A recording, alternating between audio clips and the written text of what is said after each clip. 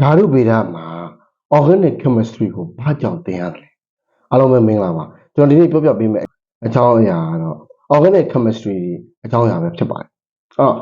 organic chemistry ကဘယ်လိုမျိုးစိတ်ဝင်စားစရာကောင်းတယ်လဲဒီဗီဒီယိုအစားဆုံးကြည့်ဖို့လိုအပ်ပါတယ်ဟုတ်ကဲ့organic compound ကိုကျွန်တော်တို့ GTAT 11 တွဲမှာထည့်ထားပါorganic compound တွေရဲ့အခြေခံသဘောတရားဖြစ်တဲ့အမည်ပေးစနစ်တွေ functional group အကြောင်းအရာတွေ reaction အကြောင်းတွေ polymer အကြောင်းတွေကိုကျွန်တော်တို့ GTAT 11 တွဲမှာသင်ခန်းစာဖြစ်သင်ရမှာfunctional group လို့ခေါ်တဲ့ကျွန်တော်တို့ကာဗွန်ဟိုက်ဒရိုဂျင်နဲ့ halide တွေပါတဲ့ကောင်းတွေ functional group တွေရဲ့အကြောင်းကိုထဲထဲဝင်ဝင်ဂါဂနာနားလည်ရမှာဖြစ်ပါတယ်functional group ဖြစ်တဲ့အုပ်စုဖြစ်တဲ့ amine တို့ amide တို့ carboxylic acid တို့ether တို့ ester တို့ ketone တို့ aldehyde တို့ဒီအစရှိတဲ့ဒီ functional group တွေကိုထဲထဲဝင်ဝင်ကျွန်တော်တို့နားလည်တတ်ကြွရမှာဖြစ်ပါတယ်နောက်ပြီးတော့ polymer တွေကနေကျွန်တော်ဘာတွေထုတ်လို့ရလဲ organic compound ဆိုတာကကျွန်တော်တို့သဘာဝအပင်ကနေကျွန်တော်ရရှိတဲ့အပင်တွေကနေသဘာဝအပင်တွေကနေရရှိတဲ့ compound တွေကိုကျွန်တော်တို့ organic compound လို့ခေါ်ပါတယ်အဲ့ဒီ compound တွေကနေကမှလူတွေအကျိုးပြုတဲ့ compound တွေကိုထုတ်လုပ်တဲ့နေရာမှာကျွန်တော်တို့အသုံးပြုပါတယ်ဒါတွေကိုနားလည်မှသာဒီ functional group အကြောင်းအရာတွေဒီ polymer အကြောင်းအရာတွေကိုနားလည်မှသာဒါတွေကိုထုတ်လုပ်နိုင်မှာဖြစ်ပါတယ်အဲ့ဒါဆိုရင်ကျွန်တော်တို့ဒီကောင်တွေကိုနားလည်သဘောပေါက်ပြီဆိုရင်နောက်ထပ်အနေနဲ့ဘယ်လိုနေရာတွေမှာအသုံးပြုလို့ရတယ်လဲဆိုတာကြည့်လေဟုတ် organic compound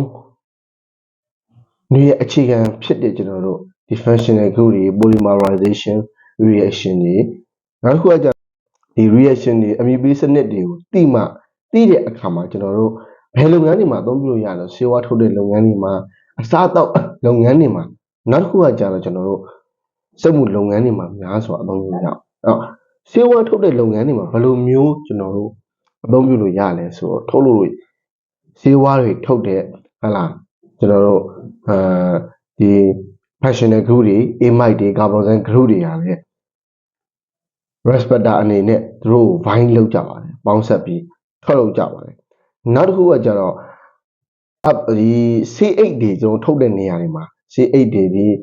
အဲ့ဒါတည်းမကသေးဘူးကျွန်တော်တို့ဒီဆေးတွေကိုထုတ်တဲ့နေရာမှာလည်းဒီ polymer တွေပေါ့နော်ဒီ polymer တွေကနေကျွန်တော်တို့8တွေကျွန်တော်သုံးတဲ့C8 တွေ C plastic တွေC ဖုံးတဲ့ tablet ဖုံးတဲ့ကောက်လေးတွေကိုဒီ polymer တွေကနေကျွန်တော်တို့အသုံးပြုတာဖြစ်ပါတယ်နောက်တစ်ခုအနေနဲ့ကအစားအသောက်တွေမှာဆိုရင်ကျွန်တော်တို့အစားအသောက်တွေမှန်ကန်အစားအသောက်လုပ်ငန်းတွေမှာမှန်ကန်တဲ့အစားအသောက်တွေကိုထုတ်နိုင်မှုအတွက်ကာဗွန်ဟိုက်ဒရိတ်တွေပရိုတင်းတွေမျှတတာဖြစ်အောင်chemical preservative တွေကိုလွန်ကဲစွာမသုံးဘဲနဲ့မျှတတာသုံးတတ်အောင်ကျွန်တော်တို့ဒီအစားအသောက်လုပ်ငန်းတွေမှာအဓိကအရေးကြီးပါတယ်ဒီကာဗွန်ဟိုက်ဒရိတ်တွေပရိုတင်းတွေ starch တွေပေါ့နော်ဒီ starch တွေကိုထဲထဲဝင်နားလည်ပြီးတော့ဒါတွေကလည်း organic compound တွေဖြစ်ပါတယ် quality ပြည့်မီတဲ့အစားအသောက်လုပ်ငန်းတွေကိုထုတ်လုပ်နိုင်မှာဖြစ်ပါတယ်နောက်တစ်ခုအနေနဲ့ဘယ်ကောင်က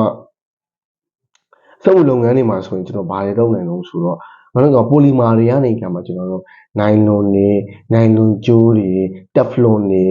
plastic bag တွေများစွာကျွန်တော်တို့ဒါဒီ polymer တွေကနေကမှ synthesis လုပ်ပြီးတော့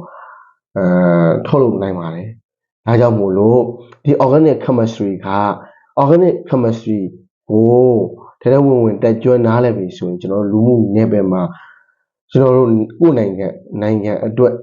အရန်ကိုအကျိုးပြုတဲ့လုပ်ငန်းတွေ MSME လုပ်ငန်းတွေမှာထဲဝင်နဲ့ကိုဟာကျွမ်းကျင်စွာအလုပ်လုပ်နိုင်မှာဖြစ်ပါတယ်ကျွန်တော်ရဲ့ဒီဗီဒီယိုကိုကြည့်တဲ့ဆိုရင်ကျွန်တော်ရဲ့ comment box အောက်မှာဝင်အောင်ဆွေးနွေးသွားနိုင်သလိုဒါတို့ပြည်နဲ့ပတ်သက်တဲ့အချက်လက်တွေကိုဝေမျှပေးမှာဖြစ်တဲ့အတွက်ကျွန်တော်ရဲ့ channel ကို follow လုပ်ပေးကြပါကျွန်တော်ရဲ့ YouTube channel ကိုသွားရောက်ပြီး subscribe လုပ်ပေးပါအောင်အားလုံးကိုကျေးဇူးတင်ပါတယ်